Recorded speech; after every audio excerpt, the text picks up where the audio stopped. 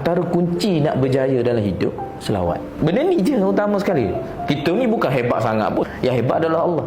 Nak undang kehebatan kepada diri kita yang Allah nak capai ni adalah selawat.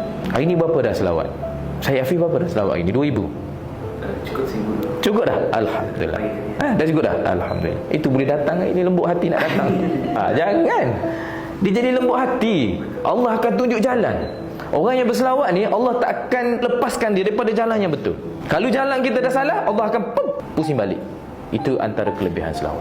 Dia akan lembut, kita akan jadi nampak, ni bagus ni, aku kena pergi. Kalau hati kita tak lembut, saya Hafiz tak datang. Aku dah 6 tahun dah. Kelas di N2 dengan Haidar lah. Sama je, di N2 cerita pasal selawat je contoh. Tak nak aku pergi. Tengok, dia ajar macam mana boleh konsisten. Setiap minggu, Hafiz setiap minggu dia ajar datang. Orang yang berselawat ni, dia nampak hikmah tau. Satu, pemikiran dia akan jadi bijaksana Allah bagi. Yang kedua, dia akan nampak sesuatu benda tu dengan penuh hikmah.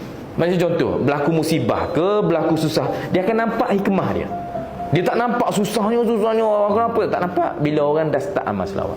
Syafwan dah 10,000 dah. 1000. Bermula setiap hari memang dah 1000 dah sekarang. Saya kenal dengan Rashidi. Alhamdulillah, Masya Allah. Sebelum ni memang susah nak dapat 1000, Masya Allah. Alhamdulillah. Hafiz pun memang sebelum ni memang susah. Bila dah move ke Rashidi, dah start buat 1000. Itu kata selawat. Deja pun sama saya rasa. Selalu posting pasal selawat kan.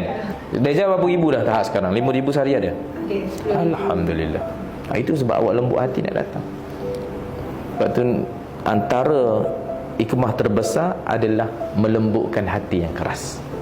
Keras dengan Allah, keras dengan dosa yang kita dah buat, kita tak rasa bersalah. Bila selawat, kita akan rasa hati kita sentiasa nak bertaubat, hati kita sentiasa melihat kelemahan diri kita, tak melihat pada kelemahan orang lain.